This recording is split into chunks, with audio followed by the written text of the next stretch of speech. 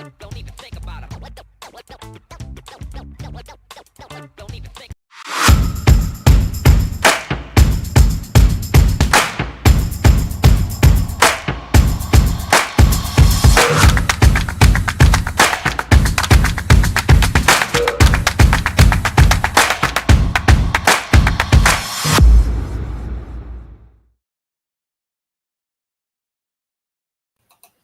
Hey everybody, welcome to a new episode of Tags. It's September 30th. That means tomorrow's October, so Halloween. So everyone is excited for that, I hope. It is the Hulk night. I even got myself a Hulk t-shirt on. Having us on the show tonight is, we got a couple people so far.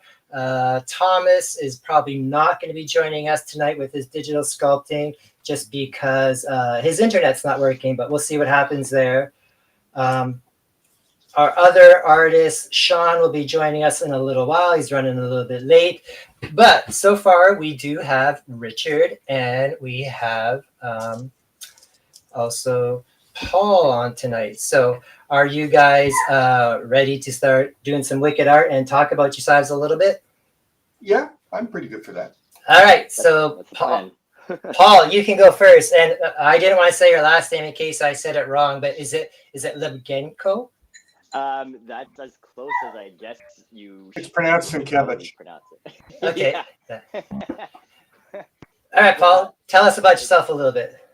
What about myself? I don't know. I don't know, like all of us here, I guess. You just draw since you're a child, and then work your way up from furniture all the way to I don't know, expensive paper, right? Yeah. Right.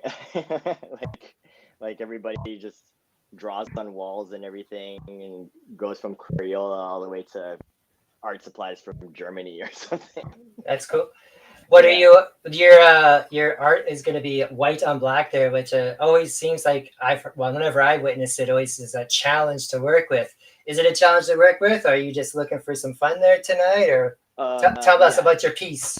Yeah, it's definitely hard. Well, first of all, I got to rotate my camera somehow, but but secondly, yeah. I mean, I found this black watercolor block on sale, so I was like, okay, sure, I'll try this out. I don't usually like drawing or painting on black paper, but I thought I'd give it a try.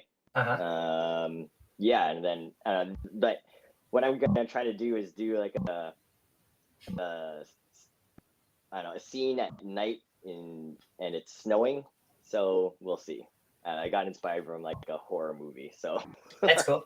And is that Weapon H you're drawing, or? That's right. Yeah, I should probably mention that, huh? Yeah, Weapon H. Whatever you did to your camera, it looked better before. I don't know what happened. That was an automatic thing. So okay. We'll try to figure this out. Okay, no problem. Yeah. All right, and now we will hop over to Richard. There we go. Hey, how you doing? I'm doing well. As well, I haven't met you before, so it's gonna be a pleasure learning all about you as well. All right. Okay. I'm a comic dude. Okay. I also worked in film, TV, games, books, all that stuff.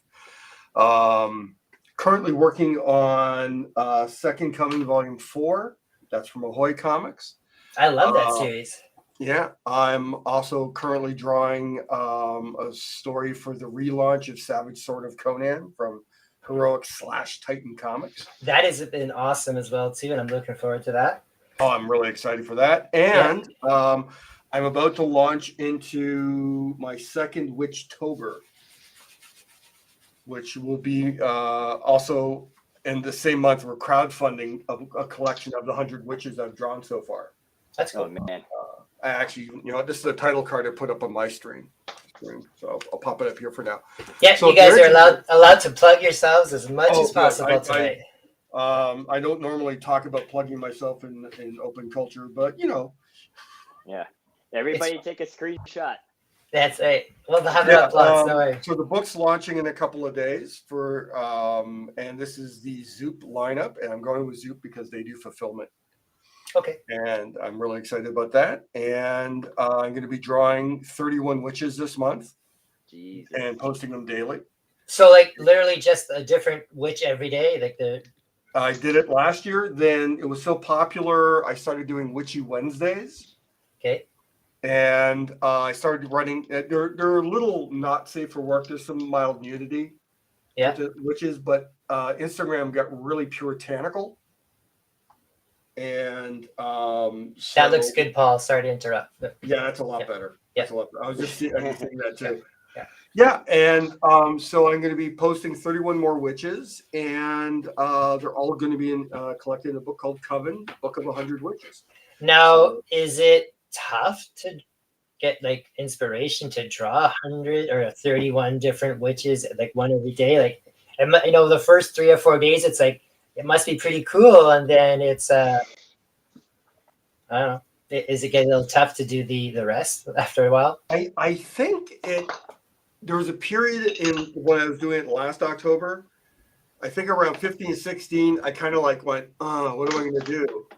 And then it just mentally opened up for me they could be doing anything. I mean, the design lends them to like, they could be vacuuming and it's still a sexy witch drawing. I guess that's true. Did you get people looking for like Bewitched characters or Sabrina the Witch? Or No, they're all very specific. The witches I've designed. They're inspired by Leroy Neiman's Femlins, which used to show up in Playboy back in the 60s, 70s, and early 80s. So they're nude, dark-haired witches with a witch's hat, which can be pretty bizarre looking, and fishnet opera gloves, and that's all they're wearing. And you generally never see their eyes because the brim's always blocking it, which is a little conceit there. And they're just, doing spooky season stuff for the most part. Yeah, you're like the king of like multiple big projects.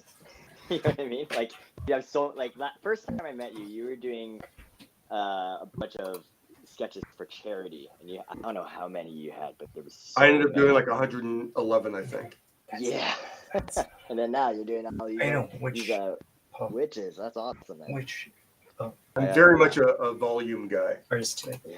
Oh, and the other thing, I should promote this too, is right now, my art rep and I are doing a limited edition print of a Frankenstein drawing I did for the cover for Slam Press Tones' upcoming Frankenstein Visions book. Oh yeah. Right. Yeah, let me see if I can dig it out. Here we go. It's a big piece. Oh, there we go. Two things to start with. So I drew this Frankenstein piece. There she is. And it's pretty large. I think it's like on 14 by 20. That's pretty big. Yeah. And What the print he's is actually trying to large. fit? It's on- I guess he's trying to fill this spot in or something. The print is what size? the print is on 13 by 19. Stupidly high-end print, limited edition print paper. Oh, And yeah, but that's what you want, my right? rep's only charging $50 per remarked and signed I print. know what it's saying.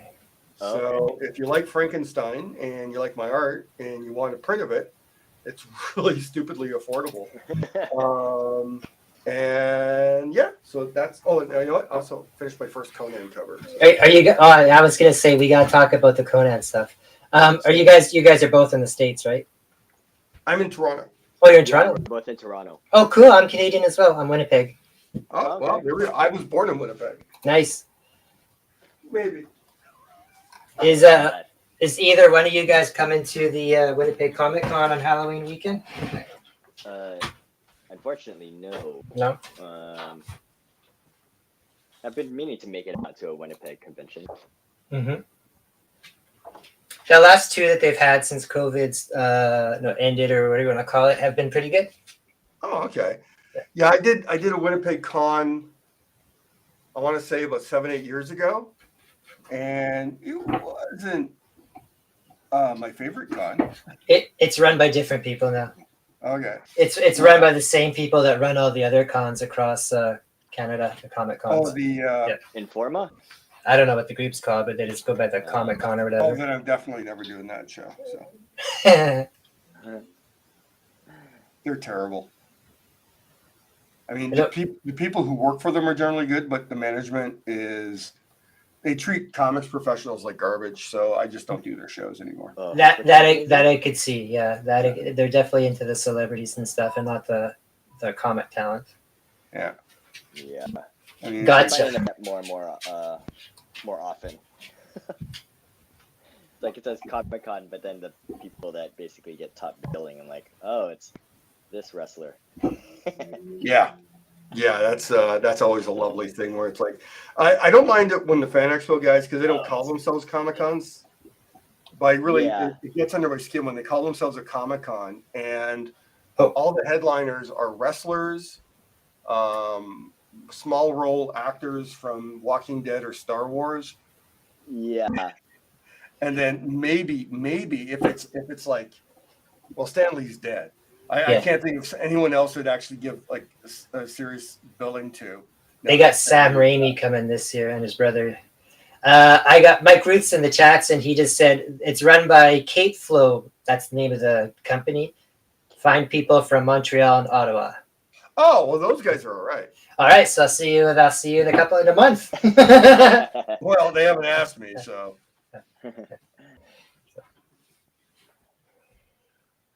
That's very cool. And honestly, I'm on my October is a nightmare right now, so I'm just going to be drawing witches and comics. Tell us a little bit about your Conan, because I didn't even put the 2 and 2 together, because I never really do until I hear the people actually say, "Oh, I do this." So then I get a little blushy for a second and I forget. So tell me about your Conan magazine coming out there. Or sorry, it's not the magazine this time. It's well, it's not coming out till next year, but I'm looking at it now. They're starting to talk about it a lot, though, because they have that corresponding or matching Savage Red Sonja coming out in the next little bit, too. No, Red Sonja has nothing to do with the people doing Conan right now. Oh, I forgot Conan's over at Titan right now. Yeah, I forgot about that. Yeah, no, I forgot that the first 2 issues have gone already through there. You're correct. 3 issues are out, actually, now. Of the new Conan ones? Oh, did the 3rd one just come out this week? Yep. Cool, that's okay. Yeah, it's really good. Jim Zub wrote an amazing story. Yeah. We worked Marvel style, which seems really appropriate with Conan. I was going to say the art on there is a lot of people are comparing it to the old classic run as well, too. Yeah. Rob is amazing. He really is amazing. Yeah, I've read the first 2. I haven't read that 3rd one yet. Yeah, it just gets better. Yeah, Red Sonja's dynamite. Yeah, I corrected myself, Mike. I was getting all blurred together there for a second.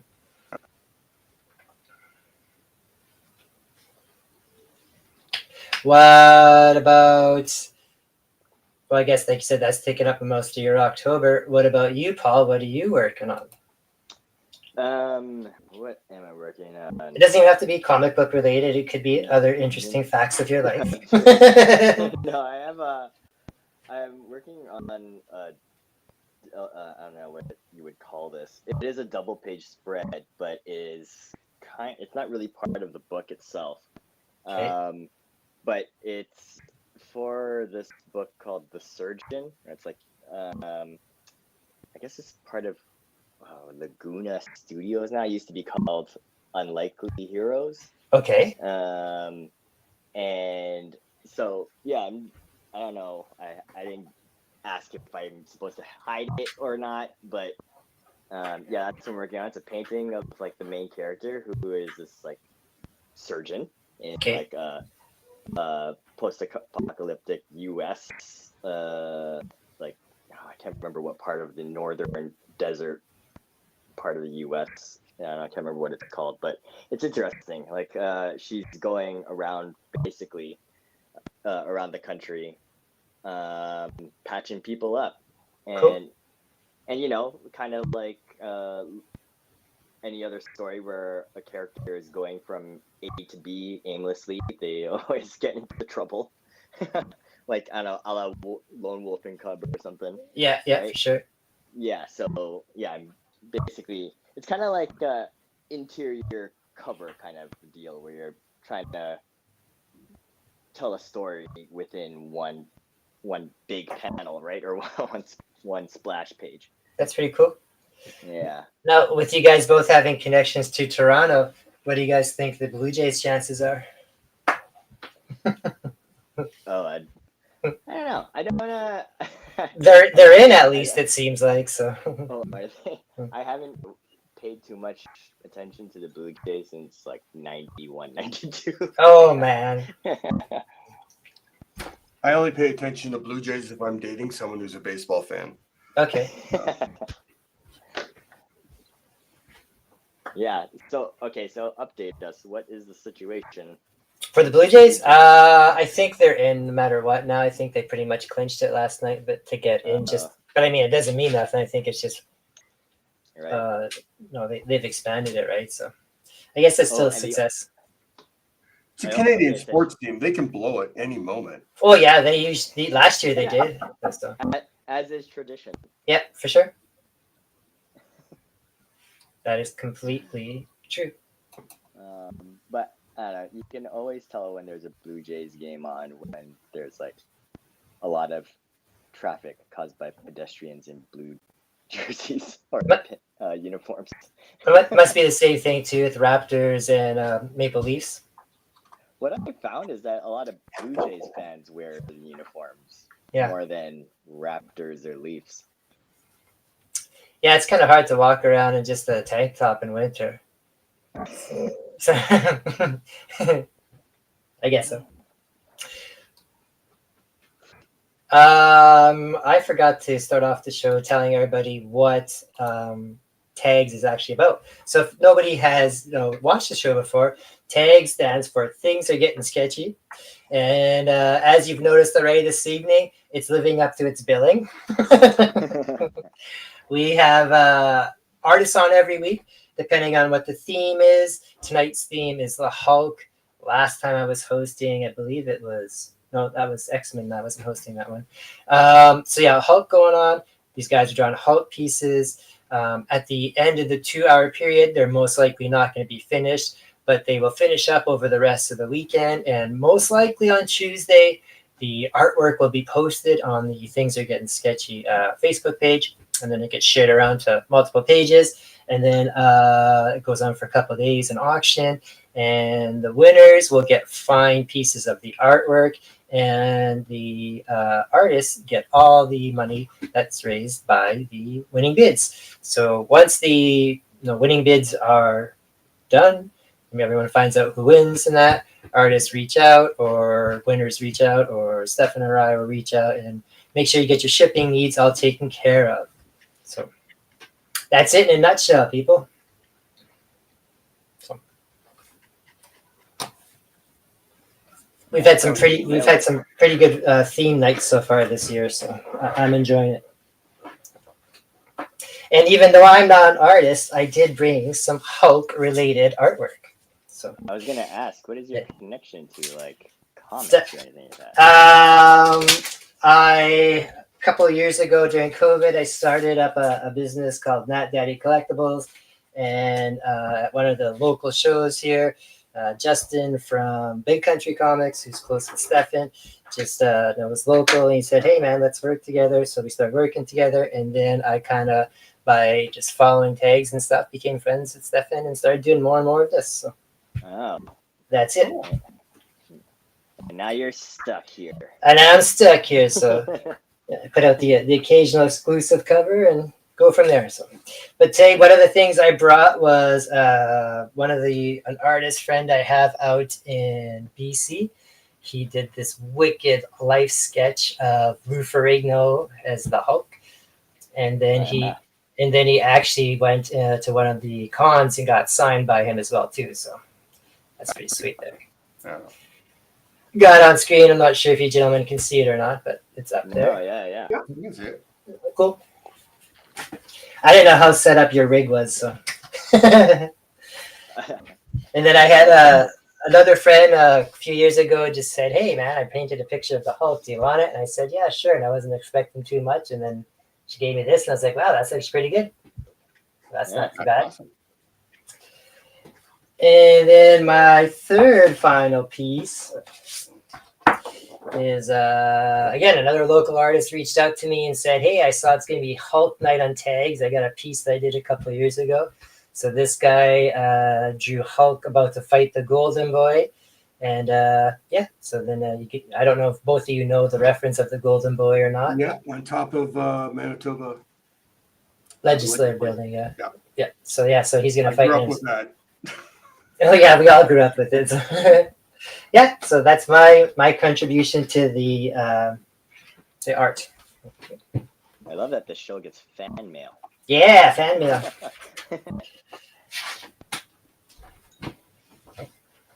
Who else is in our chats tonight? So we got Rob in there. I saw Mike was in there. We got Camilo. We got Randy. We got Michael. Hello to you all. It's weird knowing that Mike's here but not streaming. Yeah. Yeah. I think there was a few people that were all ready to go in case other people dropped out. But like I said, this happened last minute, so it's all good. I hope Mike's feeling better. I know he was feeling sick there for a little Oh, while. that's right.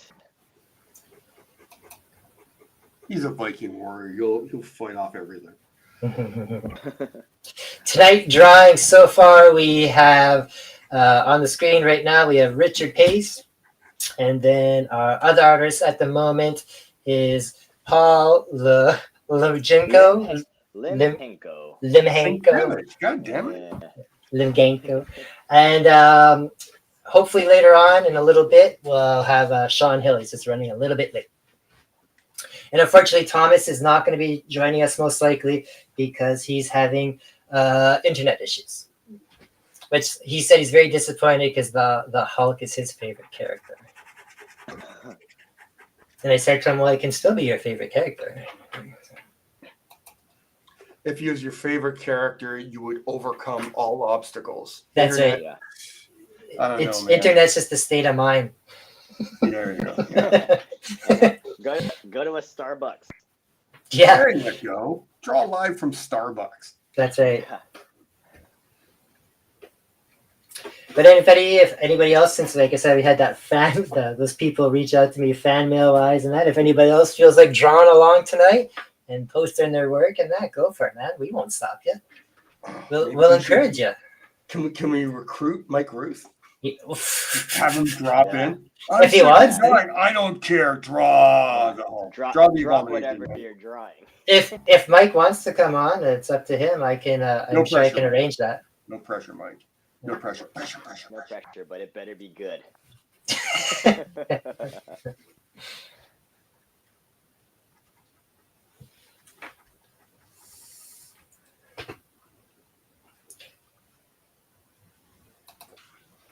What have you guys been up to when you're not drawing? Do you guys watch a lot of movies or TV or reading or what? Let me think. Well, if it's not Tuesday.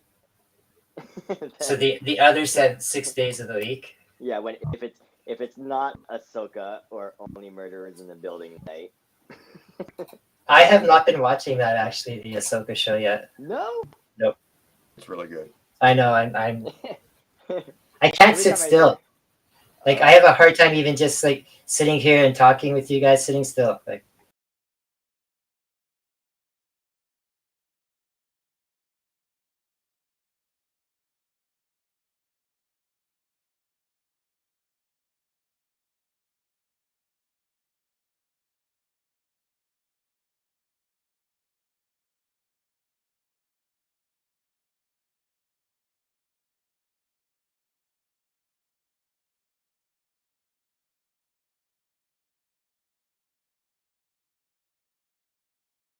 Yeah, that's been pretty good. Oh, yeah? Unfortunately, yes, I have seen it. Yeah, Oh, no. I enjoyed that. Oh, that's too bad. I You know, have hopes for it. It's actually I didn't expect anything, but I heard from a few different people that it was pretty good. So I still haven't seen the Flash movie because I heard it was so bad or whatever. So I just took a chance, threw it on one night when I was doing some. I think I was reading books for the review show, and yeah, it's actually really good. Well, it's so much better than the Black Adam or the Flash movie. Right. That by comparison, Blue Beetle looks good. I wouldn't argue it's a good movie on its own.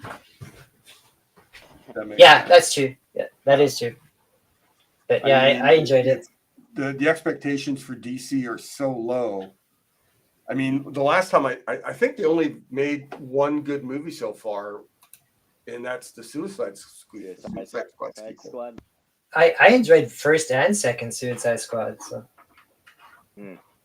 that was filmed. The first one was filmed in Toronto, and every time something is filmed in Toronto, it's supposed to be something else. I get distracted. Oh yeah. Yeah, I'm like, hey, if you make a right turn here, that is not where it that's not where it leads.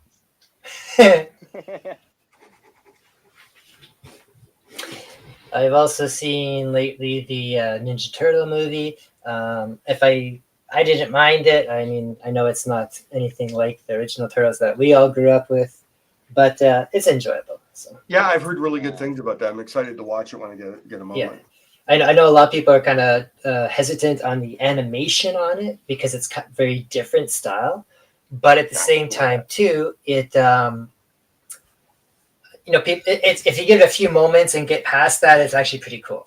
So. Yeah. Well, everybody, like a lot of animation, I feel has changed ever since the first Spider-Verse. Yeah, and that's kind of how I feel like this too. Like it's very strange, but again, if you give it a minute or two, and kind of like you would the Spider-Verse movie, it's the same as well. Although I haven't seen the second Spider-Verse yet, just the first one. Oh, that's a very good movie. Again, I can't sit still, so I've thrown it on a couple times and then walked away, and then there's a movie going. Like I don't know, those Spider-Verse movies, I feel like it's so overstimulating. Yeah. Like there's so much going on. I can't. Like my eyes are gonna get diabetes somehow from all this sugar. I like that. My eyes are gonna get diabetes from all the candy. There's so much going on. And I'm like, okay, because like they didn't have to hire every kind of animator they could find to save the. I don't know. Does the animation industry need saving? Because it seemed like they hired like so many people. Well, as long as it's not AI stuff. So yeah. Yeah. Now, how is it painting on that black so far, there, Paul? It's a struggle. Yeah, it looks like it's a little challenging. We'll overcome. Okay, awesome.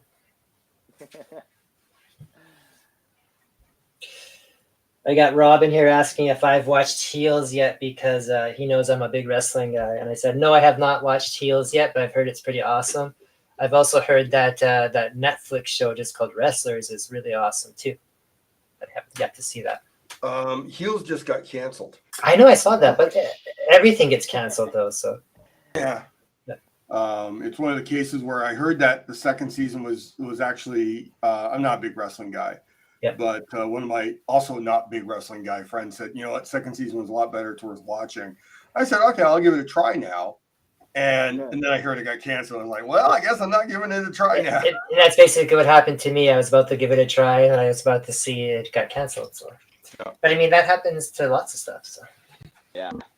And then when it gets canceled, or whatever show gets canceled, they go online, look for a petition to sign because that's the most I could do. Well, yeah, because there's a chance it might come back, right? So I mean, just somewhere else. Or... Yeah. I think its streaming deal kind of prevents it from being sold at this point. Oh yeah.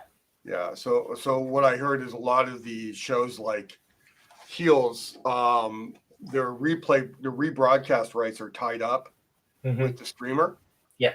Which means that if anyone else makes them, they can't broadcast the earlier seasons. Right. We had a discussion like that on the show in here once. I remember, I think last season, KC was saying that too. Like, how come so many great shows on these streaming networks get canceled after 1 or 2 seasons? And that's basically the reason why. Because if they cancel it after 1 or 2 seasons, then they don't have to pay like royalties for these other seasons if they bring it back and all that. So lawyer butchering. So. The streaming stuff, if it's made for streaming, it's the strike actually addressed this a lot. There was literally no residuals for anything on streaming because they weren't releasing their data, how popular things were or weren't. Mm-hmm. Right. Yeah. So there was literally like Breaking Bad, which is probably the biggest show AMC's ever put together. I would say it's arguably bigger than Walking Dead, even though Walking Dead is everywhere. Sure. no one who worked on Breaking Bad is making a dime off of the Netflix rebroadcasts. That's crazy, eh? Right. Yeah. Yeah. We got Robin here saying that he was hoping that someone was gonna draw like Hulk Hogan like being eclipsed by like the real Hulk type of thing, and I was thinking the same thing actually. So Sean is trying to join us, but he's having some computer issues as well. So it is not. There's not a tech night for us. I'll tell you that. Yeah. So is the Hulk a particular favorite character for both you guys, or? Yeah. Yeah. I've always liked the Hulk. Yeah. I think I always liked the Hulk. Mignola had a really short run on the Hulk, which I really loved. Yeah, when he was in that weird dimension. I wasn't a fan of the Sal Buscema. What's the other guy who did the Hulk forever? Herb Trimpe Hulk. Mm-hmm. I was too young. I wanted pretty art. But as soon as Byrne was on the Hulk, I was like, oh my God, the Hulk can look amazing. Mm-hmm. And then after Byrne, it was not Roger Stern. Blanking on him. It was just filler for a real long time. Yeah. Until McFarlane came on. Yeah. And it was visually exciting. Then it was Jeff Purvis, which wasn't great, but Dale Keown came on, and his weird Neil Adams, John Byrne, Wrightson mix did a lot of heavy lifting for the run to make it a lot more interesting to look at. Mm-hmm. And then I think after that it was Gary Frank. Then what are the Cougars? Could be. I can't remember. Yeah, there's a lot of great artists on the Hulk. You got a pretty good detailed run in your mind there, chronologically even. Yeah, I'm impressed. Well, you're an artist. You follow artists. Sure. Yeah. I think the Hulk will always be a favorite for me because, growing up as born in 75, you grew up with your Spider-Man cartoons, and there was always Spider-Man paired up with the Hulk cartoon, right? No matter what, right? Everything is always Spider-Man and the Hulk. So. On that amazing TV series. Oh yeah, that too, the Lou Ferrigno show. That was you look forward to that more than anything else in the world as a kid. That or the live action Batman that occasionally would pop up. So. Yeah. Are there I don't know. I haven't read too much of the Hulk, but I'm trying to find a standout Hulk story. All the Immortal Hulk run. The whole Immortal Hulk run was awesome. Yeah, I was a little disappointed with the art overall. Yeah. I was never a huge fan of the style, and I found out he was a garbage human on top of that, and I was like, ooh. What is this? Oh God, what's his name now? It's drawing a blank right now for me too, but beautiful Alex Ross cover as always. Oh yeah. But he was dropping anti-Semitic bits into the pages. Yeah, there was one. There was an issue that did have a message like that in there. Wow. It was a jewelry sign, and it didn't just say jewelry. Yeah, he's. Oh. And the thing is, he did something similar, I think, as DC on Batgirl. Oh, really? I didn't know that. I think so. It's maybe I shouldn't say anything because it's like talking out of line because I can't remember for sure. But the way I remember it, he had gotten in trouble at DC, so he got bounced from DC. So I wasn't at all surprised that he got in trouble. It's a pattern behavior. Yeah. Wow. So you guys are both artists. Is that something worth doing? Is it worth risking a job or a career to do not a subliminal message like that, but to hide an Easter egg in there, whether it's controversial or not? Is that worth doing?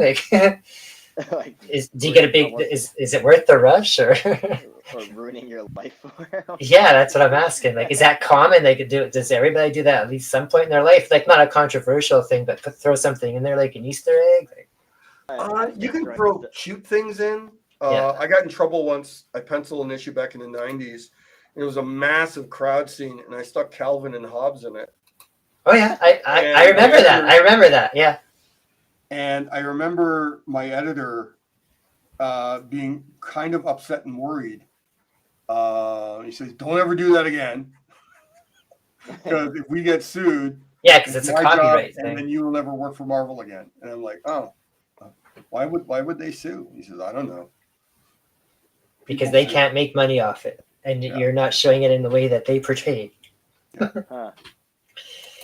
Yeah, I didn't do something similar, but I did like I had to draw the contents of a fridge once, and you know when you're drawing like a bunch of mundane, tedious things, you kind of just try to keep it interesting. You start drawing things that you probably aren't allowed to. So then I started drawing like it was a cartoon, but I started drawing cartoon versions of the Nesquik bottle, which was the bunny stuff. And I can't remember what else I painted in there, but then And Jemima bottle?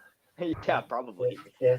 But they told me to change it. And I'm like, oh, I thought it was like changed enough that I wouldn't have to worry about like I don't know copyright. But told me to Nope. change it up. It's totally true because I did a cover for Chicken Devils, and the cover I did for Chicken Devils is the Punisher homage. So it's the Chicken Devil swinging down the side of the building, and he's shooting into the apartment building there. So Right. instead of gangsters, I had them draw like Ronald McDonald. I had them draw like Wendy's, the girl from Wendy's, and the Jack in the Box character, right? Just because it's all like Yeah. restaurant related. And Yeah. Instantly they said no, change that. Oh. So we had to change them. So I can relate with that. So Okay. Well, also I didn't know that you drew. I don't drew. I just paid someone else to do it for my okay. my book, my Not Daddy company. No, that was Michael Berglund was doing that for us. Oh. It does look like your white now is now that you kind of got like a base down. It's looking like it's going on much easier. Yeah, it's I don't know. Now it's a lot easier to edit. I find when I'm when I'm making anything than I don't know, go right at it, Kim Jong Un style. Right? That whole push and pull concept, I guess. Uh-huh.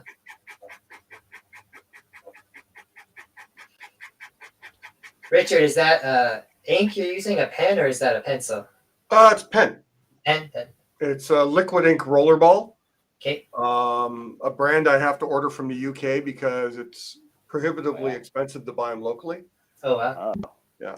So I buy these in bulk, along with Rotring Tickies, which are a liquid ink marker. Mm-hmm.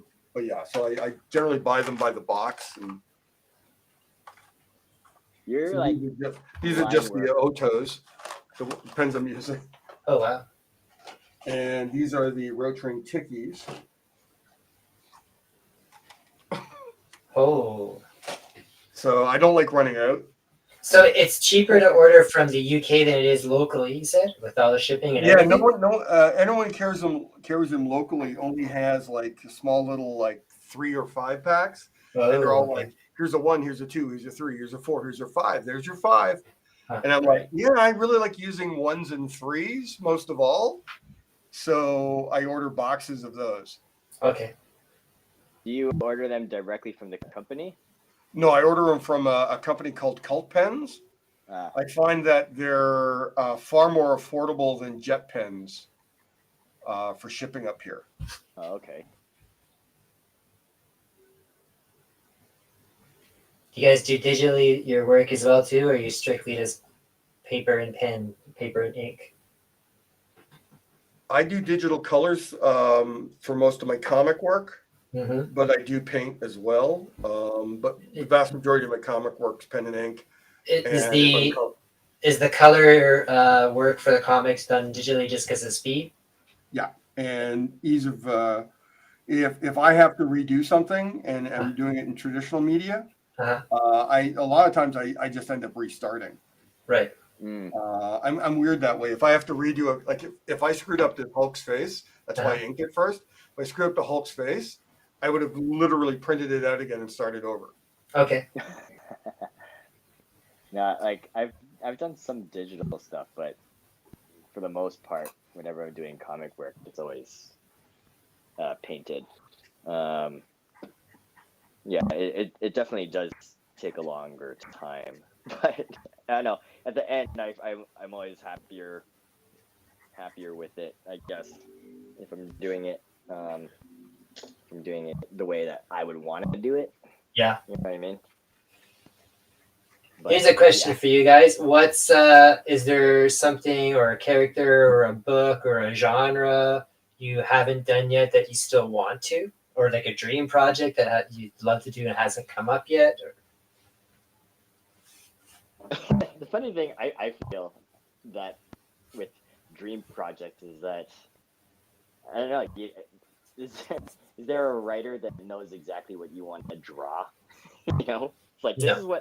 this is the type of thing I want to draw in this character or this creature in this type of building, and they do this and this. They get into this kind of vehicle with this kind of tire tread because I love drawing this tire tread, and it's raining or something, or it's not raining, and all sorts of, you know.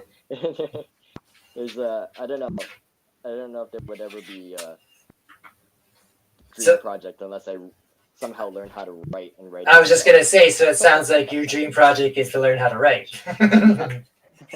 Yeah, my dream project is to be a control freak, I guess. There you go. Something to shoot for. What about you, Richard? I know you've worked on a lot, but is there something you still haven't done yet that just out of like morbid curiosity's sake, you'd want to try out, or? Well, I'm already writing projects for myself on top of like I mean, getting to work on Conan finally is making the 12-year-old who decided he wanted to do comics for a living incredibly happy. Because sure. that's I think Savage Sword of Conan was the book that made me want to draw comics. So that's handy. But other than that, I mean, there's some characters I'd like to do, but I know it's not going to happen because just the way the industry is right now. Right. I mean, I'd love to do Ghost Rider, but I mean, I don't want to fucking work for Marvel again. So they weren't really. They're not really. They were great at the time I worked for them, but politically, you don't know if you're going to get to finish a story you start. I mean, they're going to yank people off a book as soon as they feel like that's the right move to make. And I mean, that doesn't allow for solid runs on books. Yeah. Indie stuff all the way. That's what I love promoting, is all the independent stuff. Yeah, that's pretty much me. I'm much rather write and draw my own stuff, Cool. or work with a writer I really respect. Yeah. Yeah. That's funny. A lot of the people that I talk to that work for the big two always gravitate back towards indie stuff. Right? I guess because it's a freedom / control thing, right? You don't have any, or your creative control is very limited, I guess, when you're working with big two. I would think that, for something nowadays, especially we're talking about the streaming services and people getting paid for stuff like that. I think that's one of the reasons why people it's got to be 50-50. I would think about it, right? The creative control half, and the other half is like, if I do this and it does well, then I get paid for it. Not the people that I know who paid my check that week, right? So, right. Well, there's a little bit of that. That's almost like winning the lottery. I mean, right. So it's not worth counting on it. But if you get a successful indie book, say at Image, and you're only selling 25,000 copies, which is terrible for Marvel or DC, you're making more money than you would make at Marvel or DC. Right. And again, nowadays, with the way the world is, there's a good chance. I mean, not a great chance. I mean, I'm just talking, but there's a chance that property will be picked up at some point by somebody who wants to either stream it or option it at some point, just because everything gets bought up, right? Doesn't mean anything's going to happen out of it, but again, having that independent way is going to happen more than just an actual building something off existing Marvel or DC title. Yeah. Yeah, and a lot of the books that I read nowadays are all like indie stuff. And yeah, I'm not entirely sure why. I guess it's because every story, I can pick up a book and it'll be like sci-fi or something. Like it would reflect the kind of stuff that I have on my Netflix list. You know what I mean? Well, for sure. That's for on the weekly show that I do. I review not all of them, but I review the new books that come out every week. And most of the books that I do is all the indie stuff, because that's what people want to see, right? And again, too, you need to bring attention to that stuff, because there's plenty of stores that just ignore it, or just not ignore it, but not aware of it. They just don't bring it in because they don't think it'll sell. But it's not going to sell if they don't know. Huge. So. Like the independent like book market is like endless, right? Anybody could just make one. So I don't know, if I was a retailer, I'm like, how do I choose?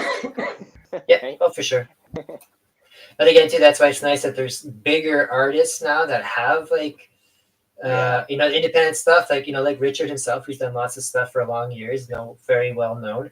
But then you get, your big hot artists like your Donny Cates, or your Tinians, or your Capello, and stuff like that. People who are hot buzz names, Yeah.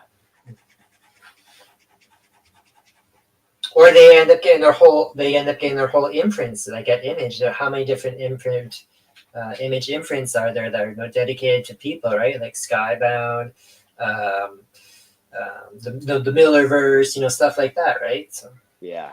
So the Millerverse. Oh, you mean the Mark Millarverse? Oh, sorry, yeah, Millarverse. Sorry. Oh, okay. Yeah. there are those weird Frank Miller comics that are. Oh no. Oh yeah, Frank Miller has his own publishing line and his own book out now too, right? Frank Miller Presents, that has a bunch of different stuff. So he's brought back his last Ronin. Sorry, not last Ronin, just Ronin. Yeah. Yes, I mean all that stuff. It's where it is.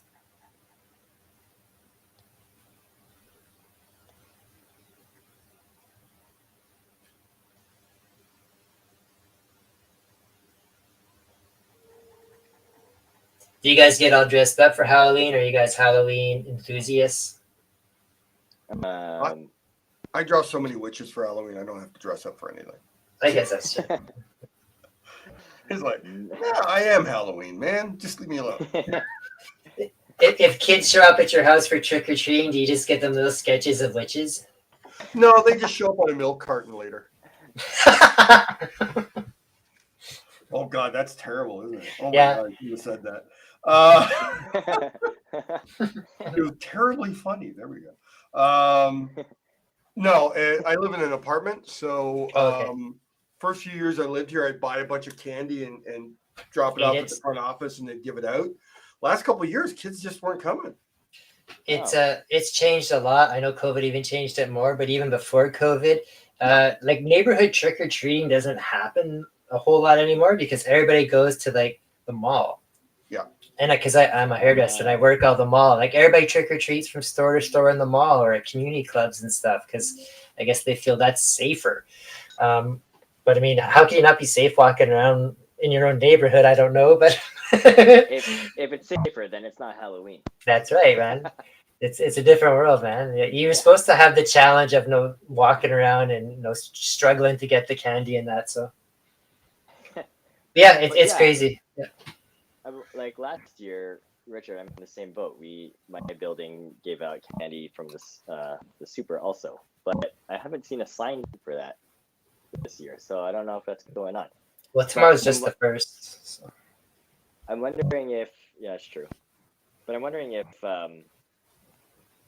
your neighborhood, the kids are getting older, because that's what's happened with my parents' neighborhood.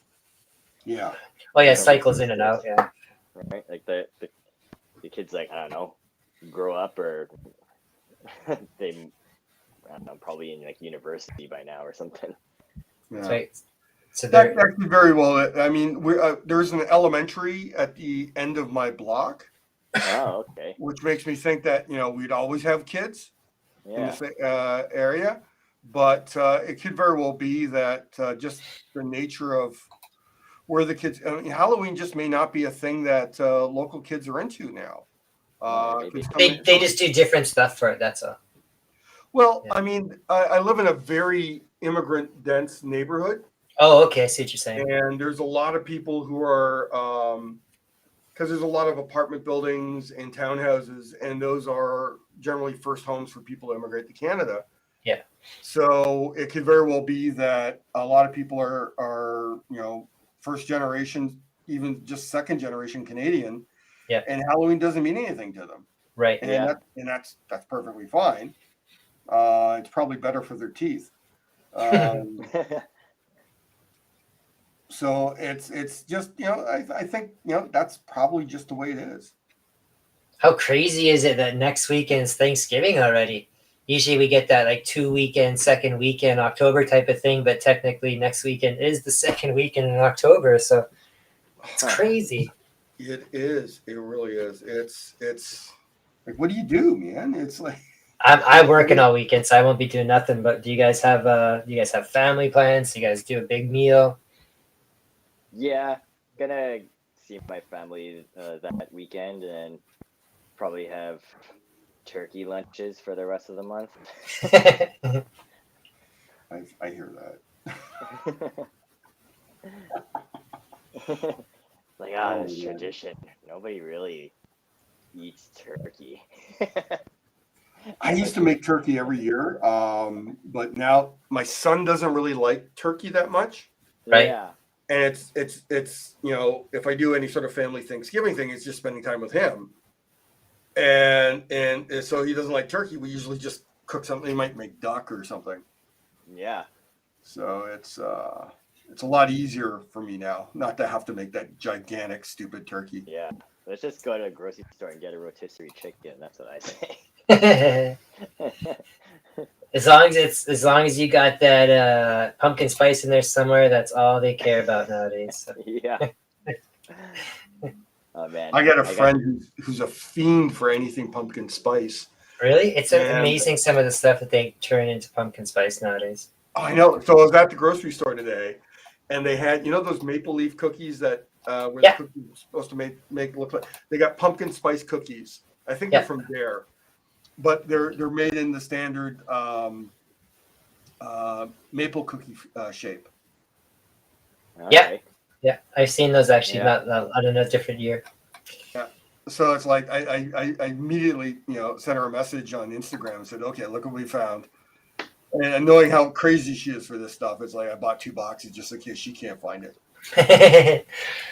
I haven't had it this year, but I had some earlier the year. There's that coffee sweetener, the liquid coffee creamer stuff. Yeah. They have that in pumpkin spice. It's pretty good, actually. Oh man, last year around this time, I tried a pumpkin spice latte because I'm like, what is the big deal? I'm like, oh man, it's actually good. Yeah, because I just tried that for the first time too a couple of years ago. I'm like, is this good or should I try it? And yeah, it's pretty good. And then every time I go to order one, I feel like I have to whisper it. Like I gotta hide the embarrassment because there's always I don't know, connections to these cookie cutter type of women that are associated with this drink. Yeah, for sure. Like, hi, can I get a pumpkin spice latte, please? I've seen some weird stuff that they've added pumpkin spice flavor to. Yeah, I can hear you. Yeah, that's it. No problem. That's okay. Well, everything seems to be all right now. Sean has finally made it with us. Yay, Sean! Hey, Sean! Yeah. Hey, nice of you to join us. My computer's acting up.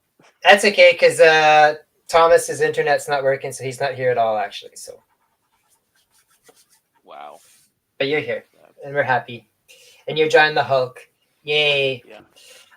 So what the weird thing that I saw, the weirdest and grossest thing that I saw was pumpkin spice, spam or click, or whatever you guys want to call it.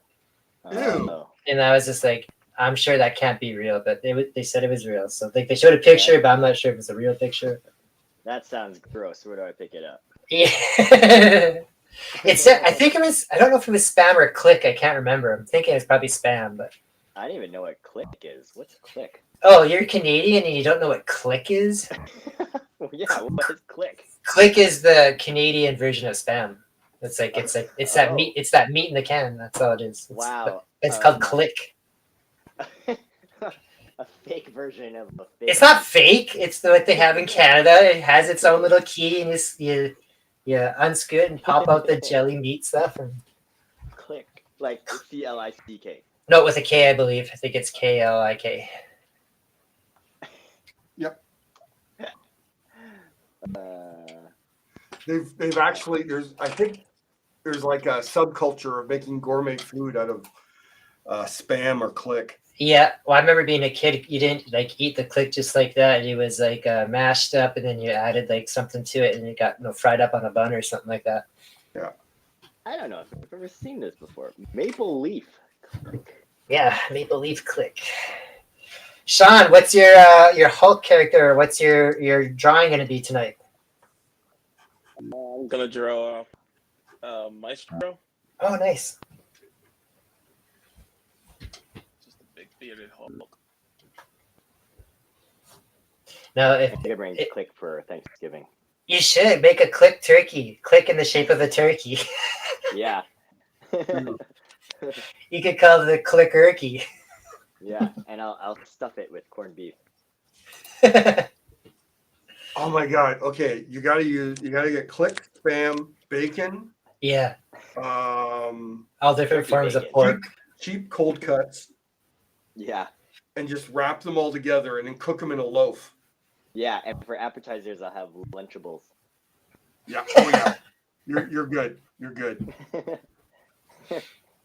And for beverages, everyone can have Sunny D.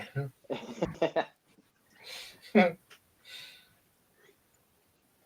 talking as if there's something wrong with Sunny D.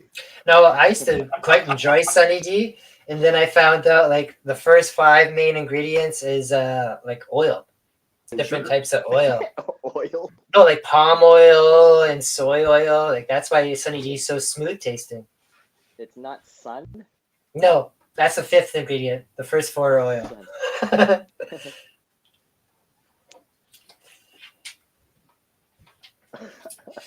Oil. Sean, we gave everybody else opportunity a little bit earlier to promote whatever they're working on currently. What are you working on right now, fine sir? I know what you're working on already, so I want you to tell me. This is a test. It is a test. Yeah, it's a test. What's out now? So I Moon Knight number 4 is out now, Uh-huh. and That's the City of the Dead one, right? yes, City of the Dead number 4. Right. And I think pretty soon, Cyborg issue number 4 should be out. That's awesome. Doing Marvel and DC at the same time. Woohoo! Yeah, DC was a surprise though. It was like they're always kind of surprising me. That's cool. That's awesome. It's very awesome. Yeah, I've I enjoyed. don't know when it's gonna get. Oh, okay. Now is Maestro doing like kind of like a leap and forward type of thing? Like, or he's doing like the Hulk smash type of thing? Yeah, I was gonna do like a Hulk smash. I was gonna draw like Iron Man somewhere down. Oh, cool. Okay, wait. If you're gonna draw someone there, we do have a suggestion from some people in the audience. Yeah. Hulk Hogan. Done. There you go. You just made me and Rob Denner happy.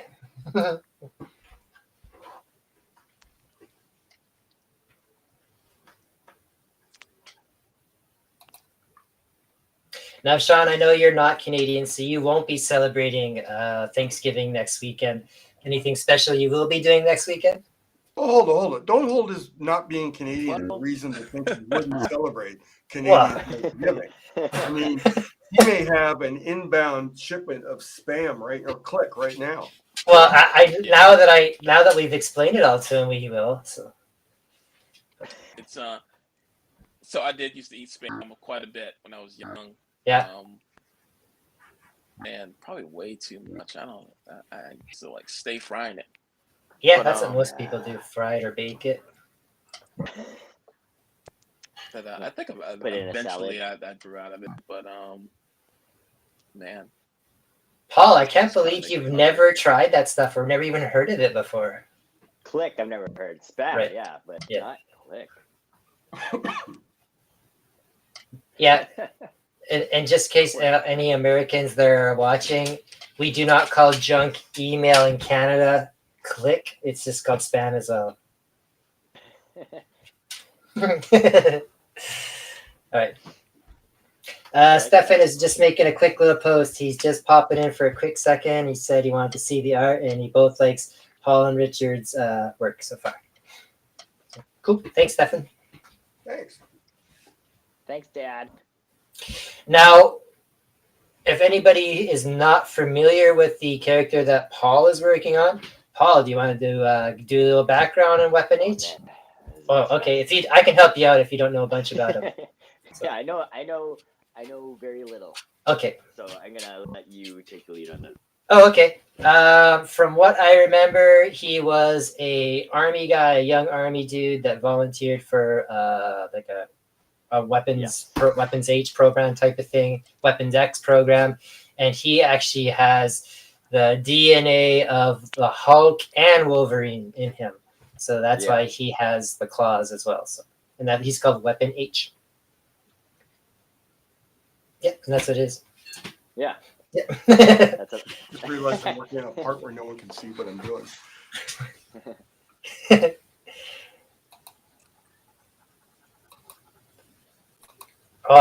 There's so much going on here. I can't decide whose screen to put it on. Oh, I like that at the bottom there, Richard. How you're putting Hulk in there? That's very old Hulk, nice. Very old Hulk annual like. Yeah, that's gotta go for the classics. I agree.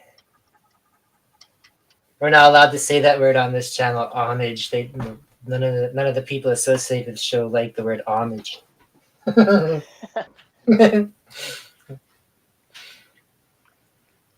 Well, that's their loss. I agree. I like a good homage. Just not when everything's an homage.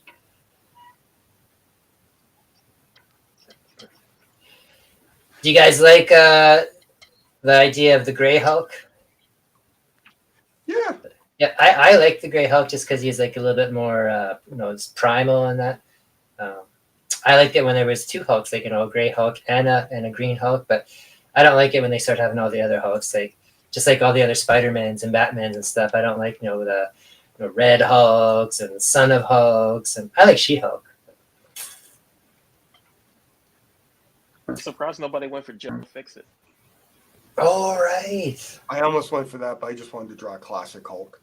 Mm-hmm. Yeah. Yeah, Mr. Fix-It's pretty cool. I do believe there's a new Mr. Fix-It series coming out pretty soon. Yeah. Isn't it? I do believe so, yeah. It could have been, yeah. I can't remember now. Did not know that.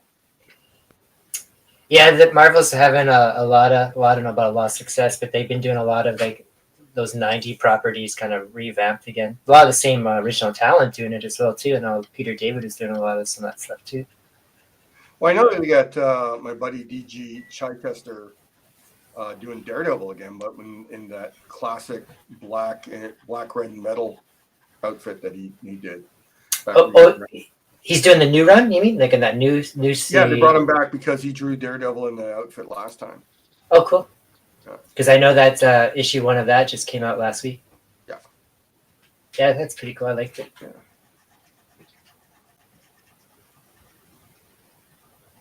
Now, I do believe this upcoming week, or maybe the week after, Loki season 2 is going to be starting up. Are you guys going to be all over that, or are you going to wait to the end? Yeah. That's on Thursday or something. I'm watching it. Yeah. Is it Thursday? Yeah. I'll probably do what I'm doing with Ahsoka. I waited till about 6 episodes were out. Yeah. Got the word of mouth, and then started watching it. So I'm all up to date now. Yeah. But I didn't have nearly as much waiting, and there's only 1 more episode left. So cool. Yeah. I'm always worried about people spoiling stuff, though. Yeah, I think with Loki, that one I might watch as they come out, just so it doesn't get spoiled. Yeah, I'll have to give that Ahsoka one a try. it was really good. I mean, I most of the Disney Plus series have been good. Yeah. I gave the Nick Fury one a complete pass because of the AI art opening. The Skrull one? Or the Secret Invasion? I only watched the first episode and then I never went back to it. But Yeah, once I saw about the AI opening too, that kind of soured me a little bit. But was it actually okay, the whole series itself, or? I've heard a lot of people basically say it's not worth it. Oh, okay. And there are opinions from people whose opinions I value. So Okay. I have no FOMO not watching it ever.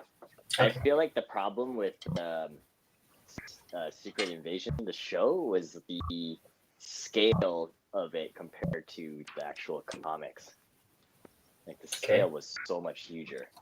Oh yeah, for sure. Right? Yeah. Do you guys ever watch the Peacemaker, I should say, with John Cena? Oh, that was good TV. That was a great show. Yeah. Yeah. I really enjoyed that too. It's the best version of Vigilante I've ever seen. Yeah, he got stole the show in the episode too, isn't it? Oh yeah. So good. So good. I'm looking forward to seeing what James Gunn does on his own with the DC universe. Yeah. That's why I kind of brought up the Peacemaker there, because he said that he's one of the few characters that will still kind of be around and won't be rebooted type of thing. Yeah. Yeah, I don't understand how this is all happening. Like, how is I don't get it either. Yeah, like, yeah, I don't know what the whole, I don't know, is it a soft reboot or something? Like, where are all these new characters coming from combining with the old ones, and how is that supposed to happen? From what I understand is once the Aquaman movie comes out later this year, then pretty much everything gets rebooted besides like the Peacemaker, like he just said. And I think there was another character as well. I can't remember who was mentioned in there, but maybe it's Wonder Woman. I can't remember, but it might be Wonder Woman. Yeah, because I know they're talking of Gal Gadot sticking around after the reboot. So yeah, I'm not too sure. Yeah. So pretty much anyone that studio didn't have a problem with. Right.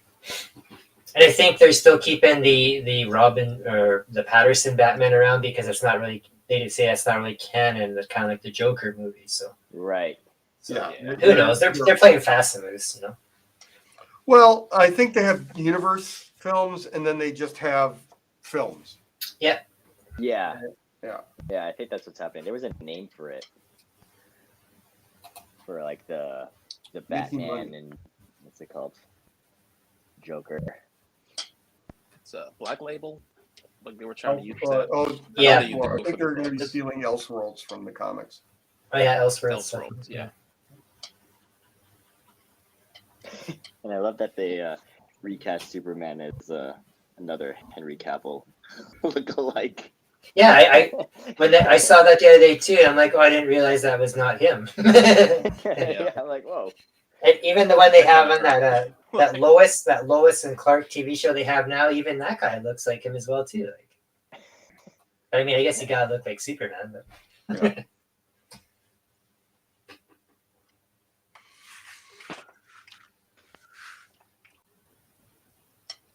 But I don't know. I have faith in James Gunn, so we'll see. I love this Guardian stuff, that's for sure. Yeah. The Guardians one was like probably still one of my favorite movies ever, because when I went and saw it, it was on a Thursday night before anyone else had ever seen it. And I mean, I knew who the Guardians were. I'm a comic guy, but I went in there with pretty low expectations, and it's still one of my favorites to this day. It was so good and just so unexpected. And you know, the humor in there is so well done. Everybody has great chemistry. Yeah. What did James Gunn do before Guardians of the Galaxy? A ton of stuff. He did other stuff for sure. Yeah, I think he mostly did stuff. Like indie, lower budget stuff. Yeah, right. He made a great movie called Super about a guy who was mentally ill and decided to fight crime. Rainn Wilson, right? And Elliot Page before he became Elliot Page. And he did was it Slither? I don't know. Yeah, he did. It was Slither or Squirm, a horror movie where these aliens landed. Oh yeah, Slither. They're little parasites, and they could take over your mind and your body. Right. And they were infecting everyone. Yeah. I'm blanking. He's done a lot of film work, but all like really weird indie shit. I think he used to do Trauma. Yeah, he's one of the guys that came up from there because Trauma. Yeah. he's taking the Trauma guys into his movies a bit. So it's not just his brother that he gives work to. Like Sam and Ted Raimi. I mean, hey, it works for them. For sure. Yeah.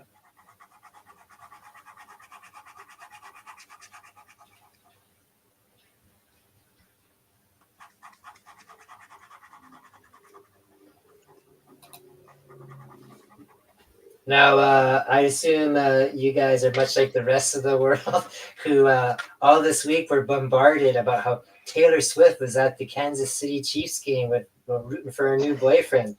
Will you guys be watching tomorrow night to see her there as well?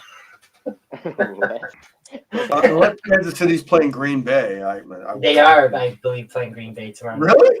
I believe. Yeah, no, they're playing the Jets. Sorry. That's why I thought that for a second. They're playing the Jets. Sorry. Yeah, with the Jets where Green Bay quarterbacks go to die. That's right. 4 plays in, boom. Boom. Yeah. Actually, I like the Jets' new quarterback a lot better.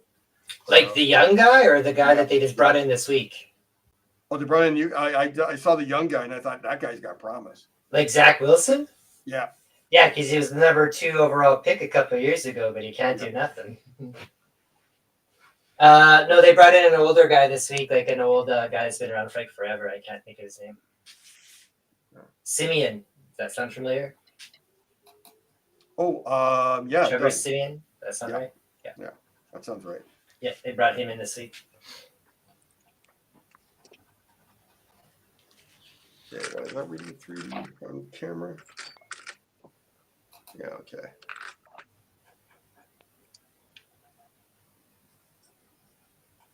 What's the size of your piece, Richard? 11 by 17. Okay. Oh, it was that Conan piece that was huge that you were talking about? Oh, that was the Frankenstein piece. That was massive. Oh, the Frankenstein one, right? Sorry. Yeah.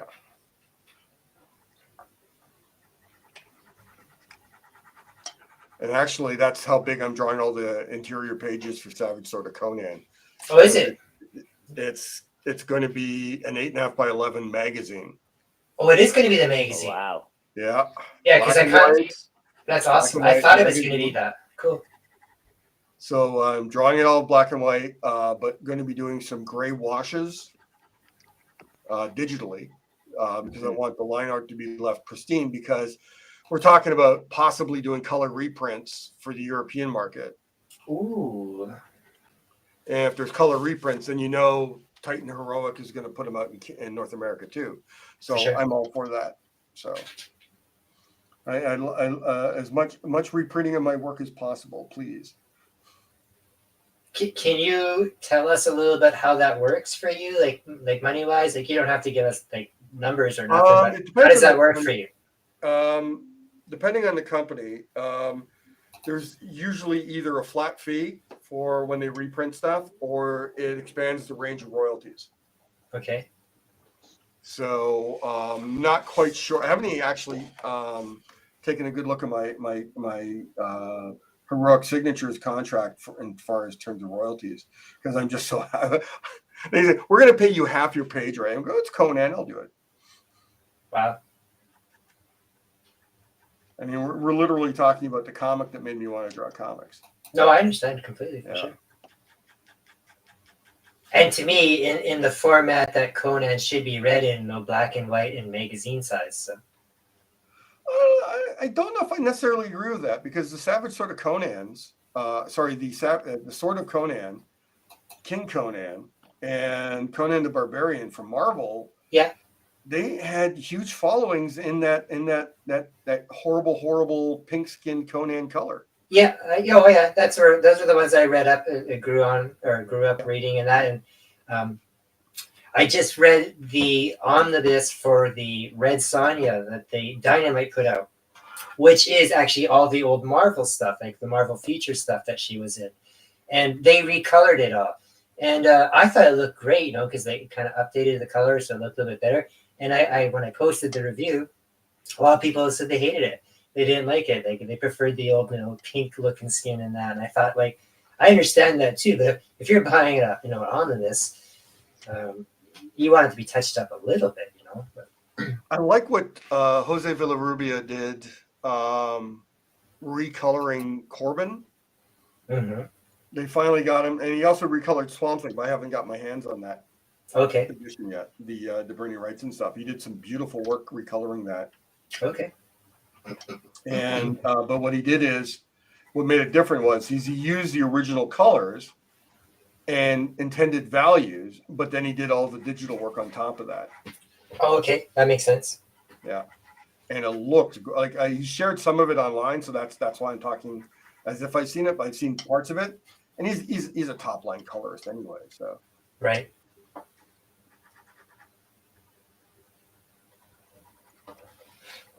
Sean, how you been liking your work on Moon Knight so far?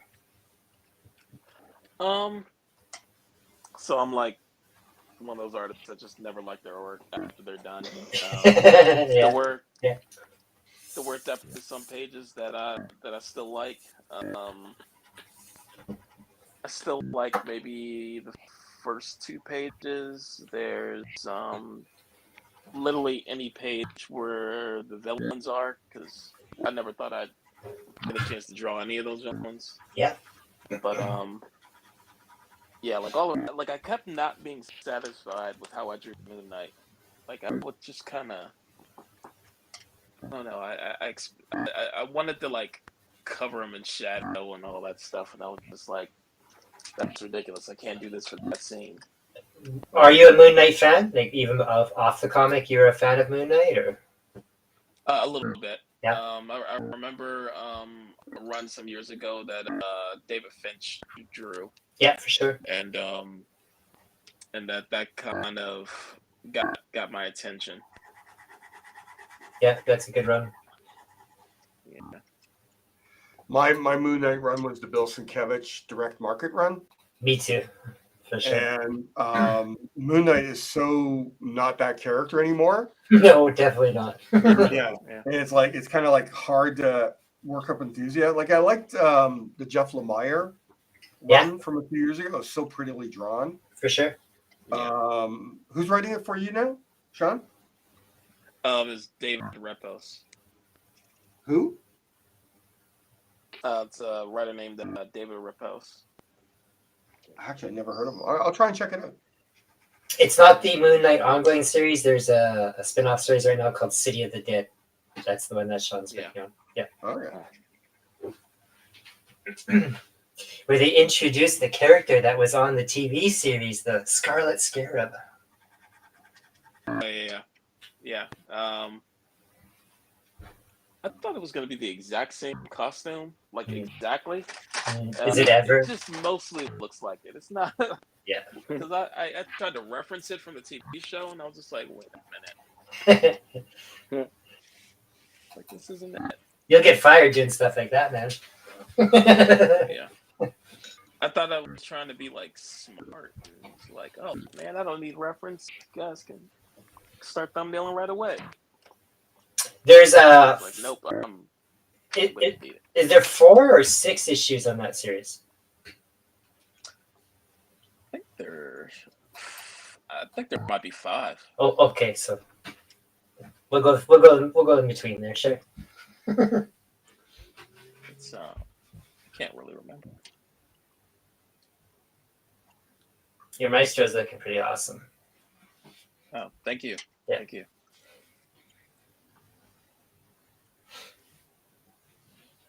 Now, Paul, after working on that for about an hour and a half now, what's your take on the working on the black? I don't know. It doesn't really do anything for me right now, but I guess I feel like you have to really appreciate the whole, this is stating the obvious, but appreciate the whole shadow thing, right? So you gotta get like deep shadows for this. Like I'm contemplating whether I want to actually dive in and put even a touch of black paint in it, because that's gonna, I feel like that's gonna open up a whole new can of worms. Do you remember the black velvet paintings in the 70s and early 80s? Yeah. Yes, I'm kind of getting that vibe from it. Yeah. So if you throw a big black lady with an afro over his shoulder there, that could have been hanging up in my parents' living room. Maybe I'll just give him a big black afro. There you go. Yeah. Okay, I have the weirdest, stupidest idea for a tags night. Cool. What is it? Because I came up with one for the second half of the season. But you tell me has yours everyone first. everyone seen the Stanley Kubrick Shining? Sure. Yeah. Yeah. Do you remember the painting above Scatman Crothers' bed when he's in his Florida rental and he gets a message by Danny? It's this incredible nude figure with this gigantic afro. Yeah, it's like we should just get like 4 hours to just be versions of that painting. That'd be funny. One night. We came up with one a couple of weeks ago that we're gonna do in the second half of the season here, where it's Tarantino takes on the Peanuts universe. Do I look like a pig pen to you? So yeah, Does this look like? Is there a sign on my front yard saying "Dead Pig Pen Storage"? You can. You guys want to sign up for that? You can talk to Stephanie. I don't think I can say no to that. There's a few people that want to get on that one, so do not wait. Yeah, I think that'd be pretty funny.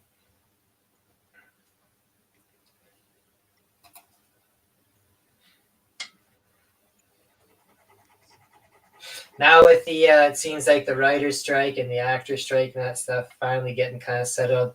Is there something you guys are excited that's going to get started going into production, or pick up or halfway through production, or? I don't think SAG's come to an agreement yet. They're negotiating again, but I don't think they're okay. Okay, I just saw. I thought they had signed. But it is going to have to happen fast. Otherwise, the studios are going to lose another quarter of profit. Yeah. And they can't afford it. The shareholders won't let them. All those asshole billionaires saying, "Oh, the writers are just greedy."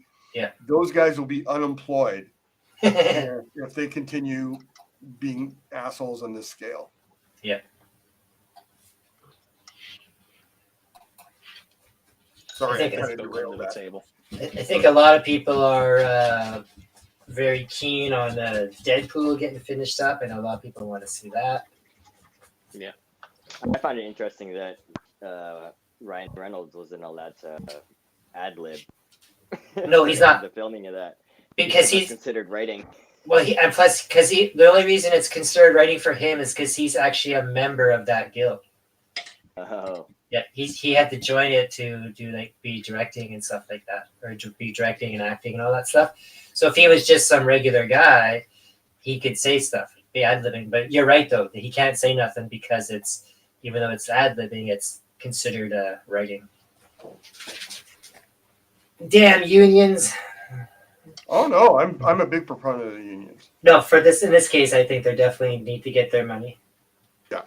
I mean, they got so screwed over in the last strike. For sure, with the streaming services. They bought the line of hooey that the studio said, "Oh, we don't know how we're making money." Yeah. Everyone's scared. Totally. Like, oh, look how much money you're making. It is true. You guys got about half hour left or so to go.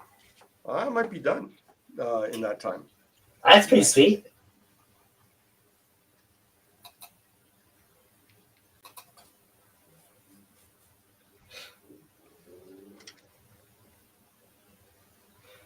Now I know his pants are shaded in, but they're a lovely shade of purple, right? They are. Yeah, And he's there so you green. go. He's The so Hulk green. has to have purple pants. He does. Even when they gave him shorts for when he was wearing track shorts, they were purple for a while, I think. Then I think he shifted over to black. But as I remember it, they were purple. I think it should always be purple. Do you guys have opinions on whether you prefer your Hulk smart Hulk, savage Hulk, dumb Hulk, smart when he's only as Bruce Banner and then dumb as the Hulk, or if he gets madder, he gets more savage, more dumber? You guys have an opinion on that? What do you like Horny prefer? Hulk. You like who? Horny Hulk. Horny Hulk? That's like Joe Yeah. Fixit Hulk. He wants to smash. Sorry. Couldn't resist. Sorry, my bad. It's all good, bro. I would be very afraid of Horny Hulk, that's for sure. Yeah. More terrifying than the rest. I myself like just plain old original Hulk when he's the Hulk is kind of simple a little bit, and the madder he gets, the more out of control he gets. So Right. Like Titan Hulk or something like that now, right? yeah, I think that's like a personality of his or something, like the darkest part of his personality. I didn't particularly care for that Hulk run where they had that one that Donny Cates did, where he had like Bruce Banner, flying like a Hulk ship, where he was like in his brain and stuff. Like I didn't care for it. Yeah, it's confusing even just to explain. That's why they stopped it and redid it, and now have that new one going on, which has been pretty good so far.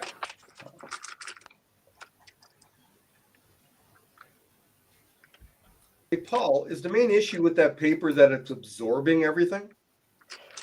No. Well, I mean, I haven't even figured that out yet. It feels like construction paper, first of all. Yeah, because I was just thinking, like, if you gave it after you did your drawing, if you gave it a light wash of matte medium, Yeah. that probably would have made all your pigment just sit right on top of it and not Yeah, sink probably. into the black as It much. does feel, yeah. It doesn't feel normal.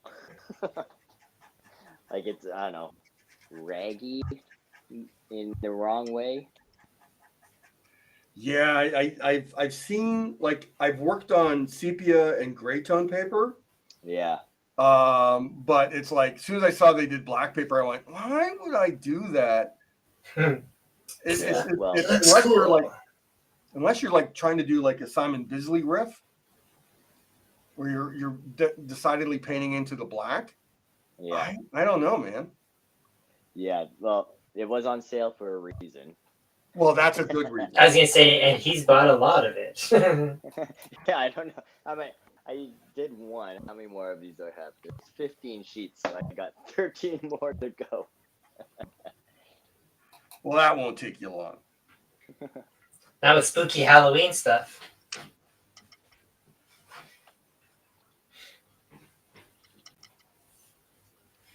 When you have to draw something like for something like this that's not necessarily a theme, a different show or something like that, or you're sitting at a convention doing something like that, what's your go-to kind of piece? What do you like to go? What do you jump right into, Paul? When there's like nothing to prepare for. Correct.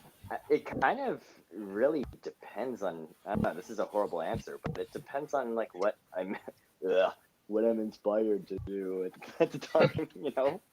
like I don't know, some idea will pop in my head. And I'm like, oh yeah, I don't know why, but I want to draw a rock right now.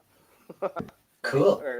Or let me do some, I don't know, some shading drills or whatever. Right? Or you see somebody else that draws something and like, oh, I want to give that a try. So that's very character specific.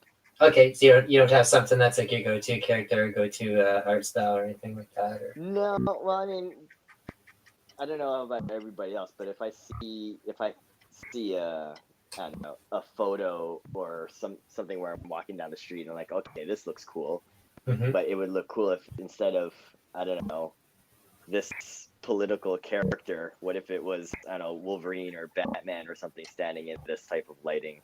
What would that look like? Right? So, well, now with your black paper there, you're going to have all kinds of fun of figuring out how to do moonlight pictures and streetlight pictures. Yeah. Batman at night in a tunnel or closed watching with no windows. That's right. But you could do a good spy versus spy one. Yeah, that's true. What about you, Sean? What's your go-to? My go-to paper? No, just go to like character when you feel like someone says draw them something or whatever like that, or you're on a show and you gotta do a sketch or something and there's no theme or anything. Would you have a go-to favorite character you like to draw? Oh, so it's gonna be Magneto, Oh yeah, or yeah, yeah. that's cool. Like just left on my own devices, I'll draw Magneto. There you go. I could see that. I've seen you draw Magneto. You do a great job. Yeah, any excuse I can. Like, You must be looking forward to the that new X-Men cartoon when it comes out. That new old X-Men cartoon. yeah, There you go. I hope it really is gonna like truthfully pick up where it left off. Yeah, I They're hope so saying too. so. I hope so too. Yeah. How did it feel when you were drawing for the X-Men on the Bishop series there? Does that kind of like Oh, blow your mind for the that was first few surreal. issues? Yeah. Yeah, I was massively happy. Especially like anytime I got to draw them in a group. Yeah. And I had to like redesign them a bit. Like so. For That for was anybody who's not familiar with your series there, how did you get to redesign the X-Men? Oh well, so in that universe Bishop falls into, they're all black. So I had to figure out how that's gonna work without necessarily completely 1000% copying what they already look like. Yeah. Yeah. And there's some liberties I take with some characters than I do with others. I think the ones I took the most liberty with was Colossus and maybe Wolverine. Uh-huh. So I think with Wolverine I went with a more like I gave him like basically Zosa, African Zosa war paint on his face or something like that, instead of a mask. I know at the end of the first issue when I saw the I think it was Black Cyclops. That could be. Is it right? So at the end, yeah. That kind of blew my mind. I was like, oh, that's awesome.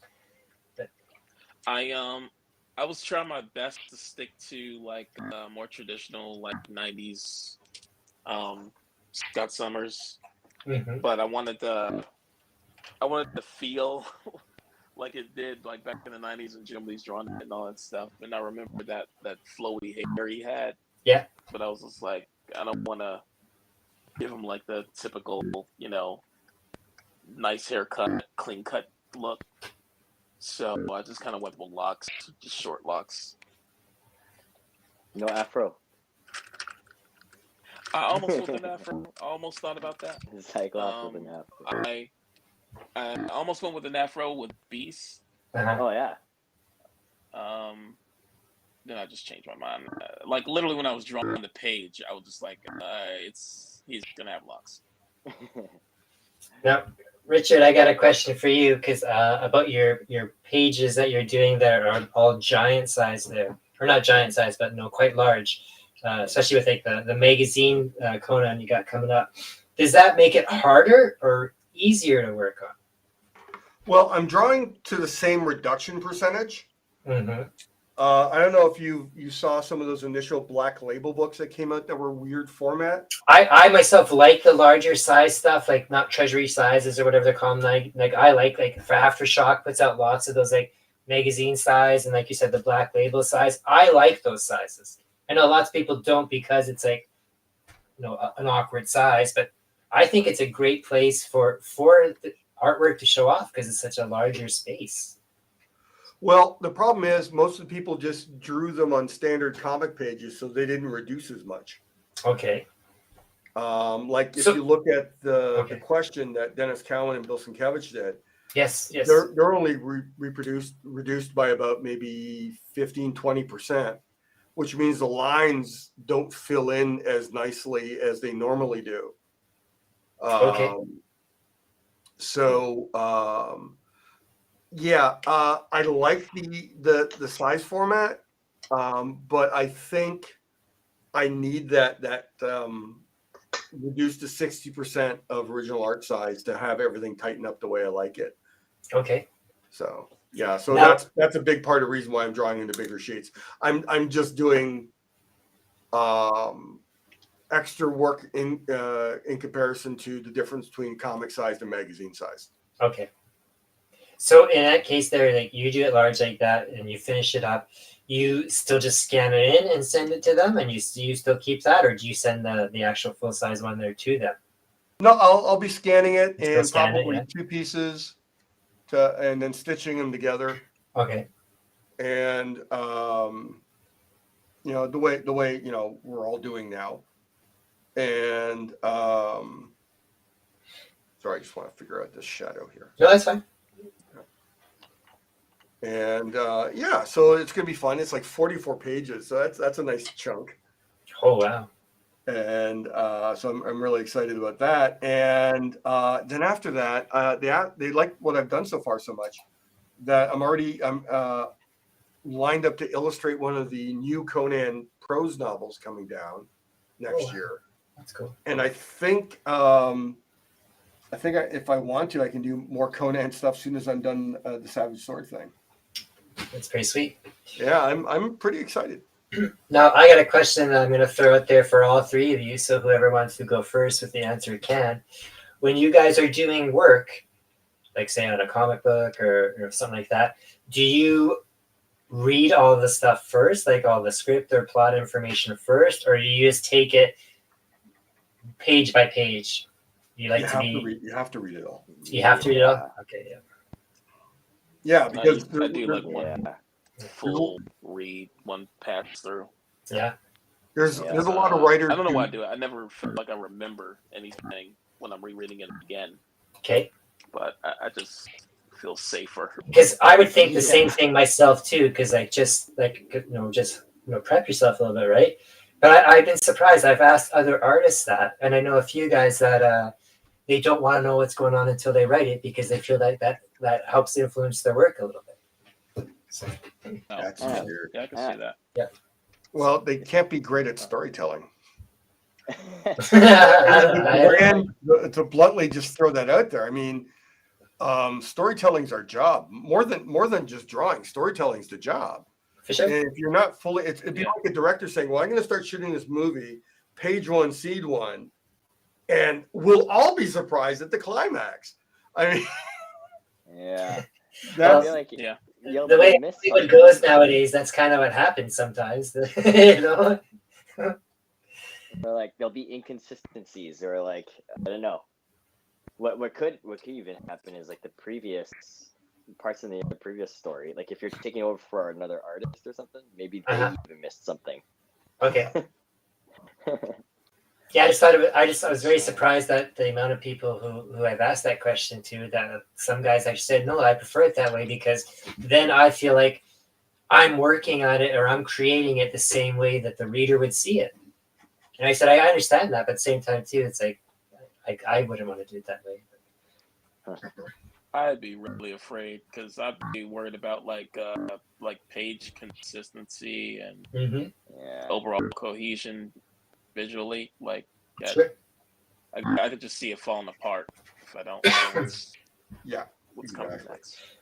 We got lots of people on the stream here on the talk and just saying, man, you guys are doing some crazy good art tonight, guys. well, thank them very much. Yeah, everyone is All right, really I'm done. appreciated. I think I'm done. It looks pretty awesome. Let's see. It's pretty sweet. That's gorgeous. Bonus points for Richard. There's I points. don't know if it's the lighting, but did you put darker pen along the hands, or is it just the glare? I think it's a bit of a glare from all the lights I got in here. Just Okay. I use brush here for Hulk's hair, which is a little more of a matte ink, so it's going to look darker. But if I pull this down, everything gets darker. Okay. Yeah, so if I do this, It's pretty sweet. trying to figure out where I want to sign this thing. I did so much stuff here.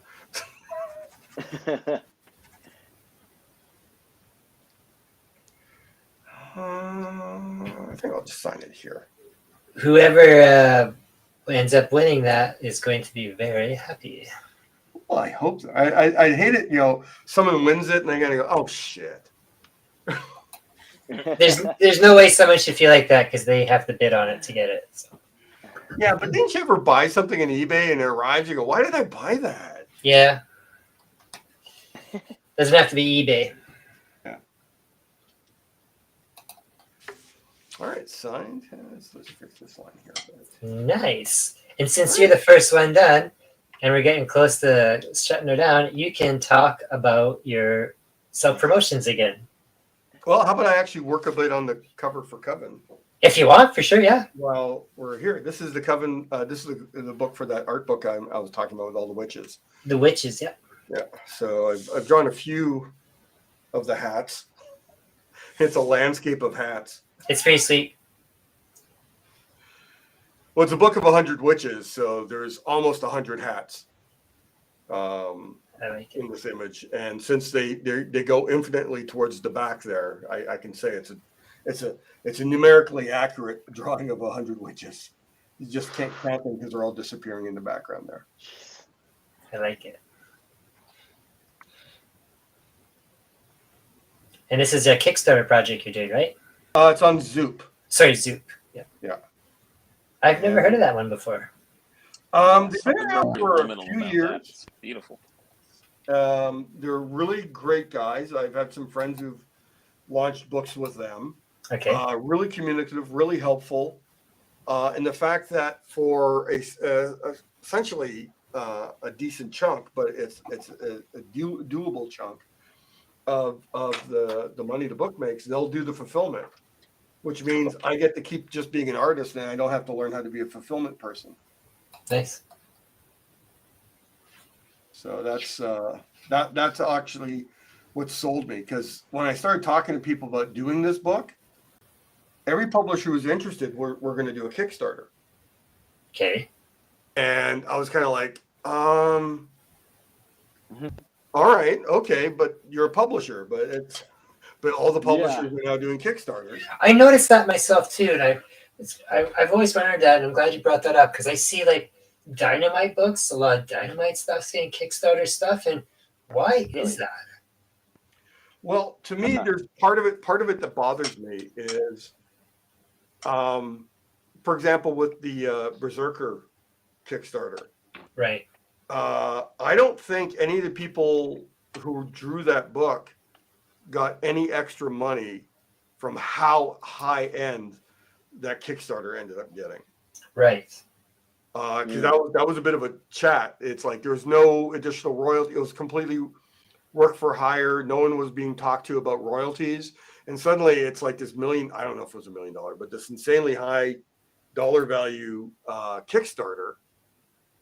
And as I understand it, everyone working for it basically got their agreed to previously page rate and no bonuses. So to me, the fact that they're selling it twice, well, that's promotional. The fact that they're not letting the creatives enjoy the success of the book they're creating, that to me is the bigger issue to me.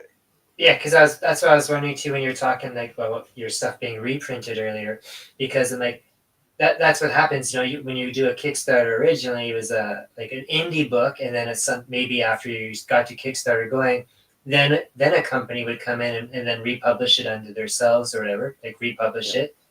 But yeah, so there's like that you don't get money from that the second time, and you just get it from the indie time. Like that doesn't make sense to me. No, it doesn't make sense to me either. I mean, like, isn't that the whole reason why you do the indie book, so somebody else could pick it up and then get paid again? Like, well, there's that. I mean, they haven't finalized their deals yet, but Zoop is in talks with a few different publishers to create that pipeline from crowdfunding to being in comic shops. right. Because the numbers, you can make big numbers crowdfunding, but only end up with a few hundred backers, maybe 1,000. Right? 1,000 readers is nothing. Yeah. So, and I've also, there's some ethical things where it's like, I'm going, okay, so I don't expect my backers to buy the book twice, even though now there's a new edition. But you have to figure out some way to say, oh, you know what? In celebration of this, the new cover for the bookstore edition is going to be made in a limited edition print, and you guys get first dibs. Yeah, I've seen that. Yeah, I've so seen more and more stuff like that. Yeah, so that's where I'd go with that.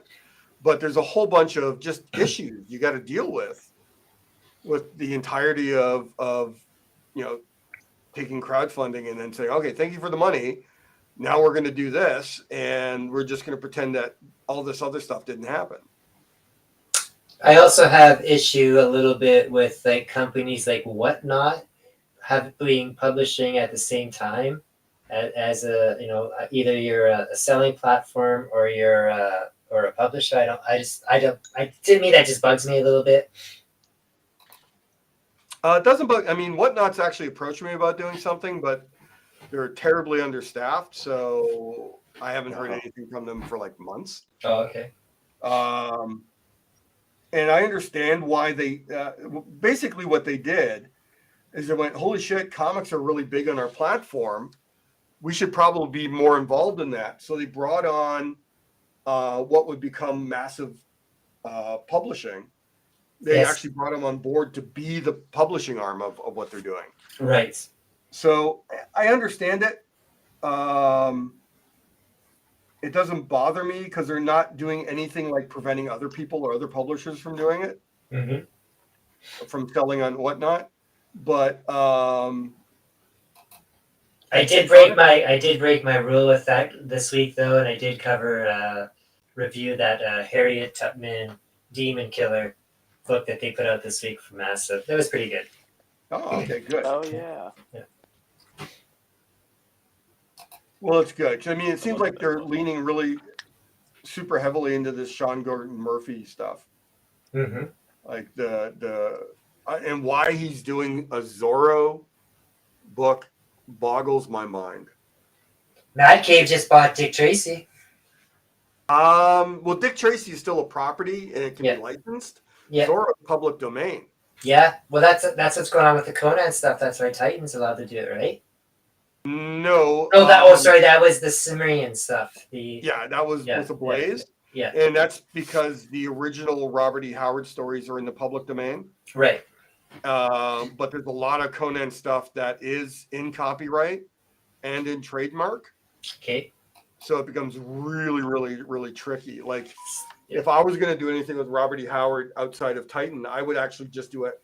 I'd do like the Wrights and Frankenstein riff, where I just heavily illustrate one of his stories and release it as a book with the original text and a whole bunch of illustrations.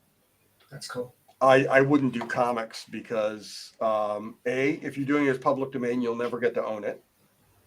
Right. I mean, you'll have exclusive rights to your art, but I mean, you'll never own Conan. So you're basically giving value to whoever else eventually does something with the material. And doing Zorro, considering how much heat, deserved or not, Sean Gordon Murphy has,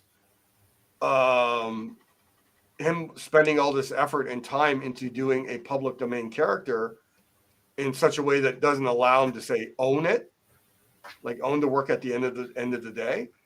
Okay. Well, James Tinian's doing the same thing with Dracula right now. As I understand it, he's being paid a work rate by Skybound to do it. Yeah, it's a Skybound book. Yeah. So this is not him taking his own time and money. Oh, I see what you're saying. Okay. Yeah, because I mean, Gordon Murphy, as far as I know, he's just telling a Zorro story. Okay.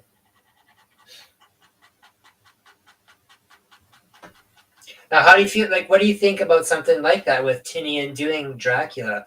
And I believe they're going to be doing other stuff too. Like, I believe like other characters in that. I think they're trying to do like a Universal Monsters type of thing. Do you think with him doing that, do you think it'll actually be decent, or will it just be another kind of retread of 1,000, million, 100 other different Dracula stories? Like, can it be done? Can a new take be done? Like. Well, I mean, I'll read it and I'll find out. And just because it's him, I'll read it. If it was just some out of nowhere nobody doing yet another Dracula, Right. I'd probably ignore it. In fact, I was in talks with this is how insidious this low level of thinking is with some publishers, because Nosferatu is in the public domain.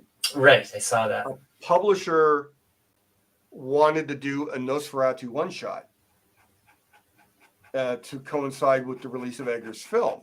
Mm-hmm. And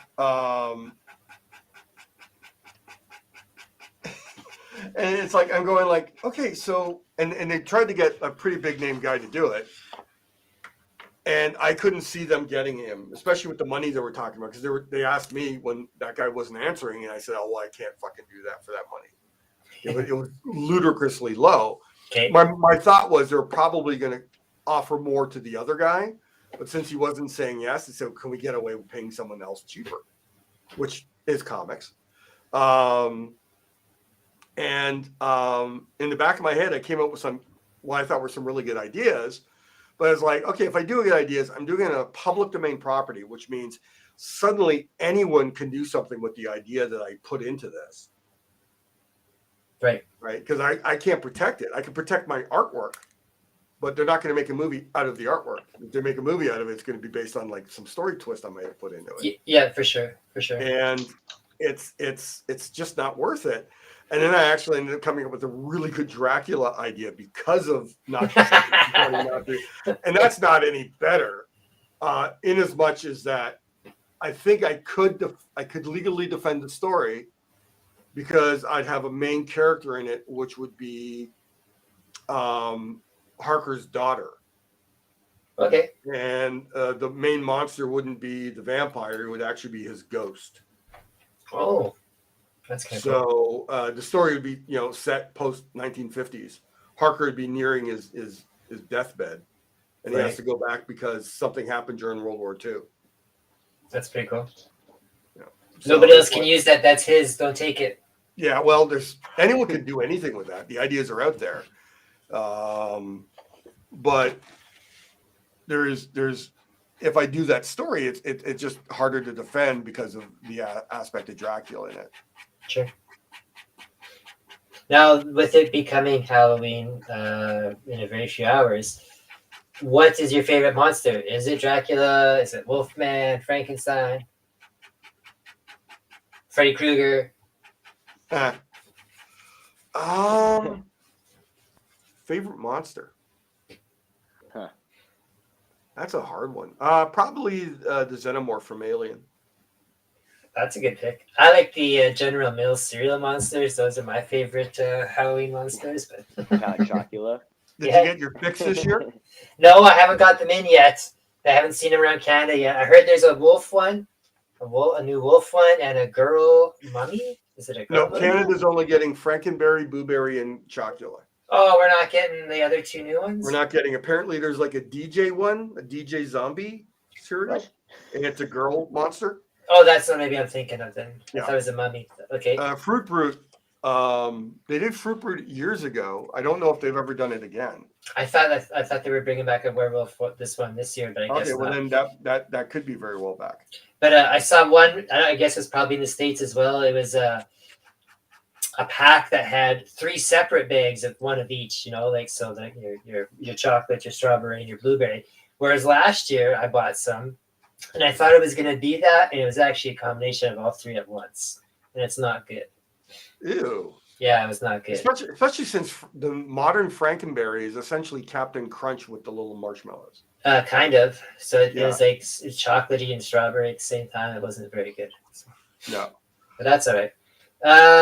Gentlemen, it's almost 8:00.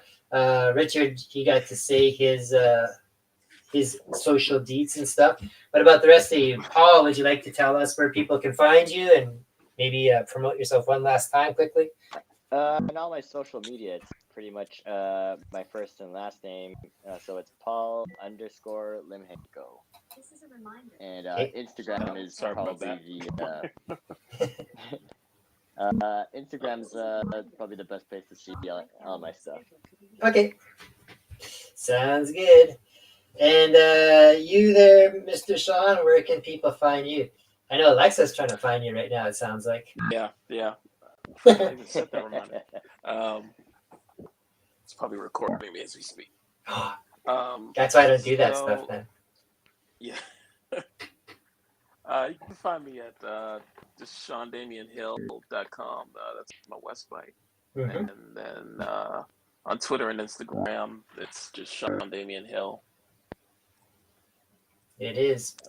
And also, you got books that are on the shelves right now as we speak, right? I know we said Moon Knight, City of Dead. That is out right now. Oh, I forgot. So Bishop War College is in trade now. It is in trade now, yeah? Oh, is it out or is it? So it's out in trade right now? It's out. Okay. Yeah. I can't believe it. I forget that. I did a little bit of signing at a store for it. It was great. That's cool. That's a good book. I think that they you said that there might be like a sequel to that kind of, right? I don't know. Oh no. I've heard fans say they would like to see that universe again. Uh-huh. It was left open kind of at the end to kind of go back or pull characters from there. I think I saw earlier this week that Disney is now looking for scripts for an X-Men movie, so maybe you should send that in there. Yeah. That'd be awesome. All right, everybody. So we'll jump onto me. It hasn't been on screen for a while. Like I said, it's been 2 hours of awesomeness so far on the Hulk tonight. 3 different totally aspects of work here, but each one is super amazing. You guys check it out on Tuesday, most likely. If the stuff's done a little bit earlier, maybe a little bit earlier, but most likely Tuesday. The auctions will go up on that. Goes for 2 days. Good luck on these pieces here. So these are some great pieces. What's cool about the tag show is, one, the money raised in these auctions all goes to the artists, which is kind of what a lot of our theme was talking here tonight. How artists should be paid for the work that they do. And also, all this stuff is original. So nobody else will ever have a copy of this work, or I mean, not a copy. They'll never have a piece of work like this, which kind of leads into my third point here. Everything that gets done throughout the season on tags gets put together, and Stefan puts out a collected version of each season. So we've had 3 so far, and everything you see that gets done tonight, things that get done last week, and in the future, all get collected and put into that. So we were talking about Kickstarter stuff earlier. Later on, at the end of this year, there'll be a Kickstarter for that as well too. So just because you don't win it tonight or win tonight's auction, you don't get to hang it in your house. There's a chance that you can get it in the collected format, comic book size. So unless anybody else has something else to say, I think that was a pretty good Hulk episode of Tags. All right, very cool. Thanks, Ben. Awesome. All right, Great. boys. You guys can hang around for a little bit, but for all our viewers, we will see you next week. Bye, everybody.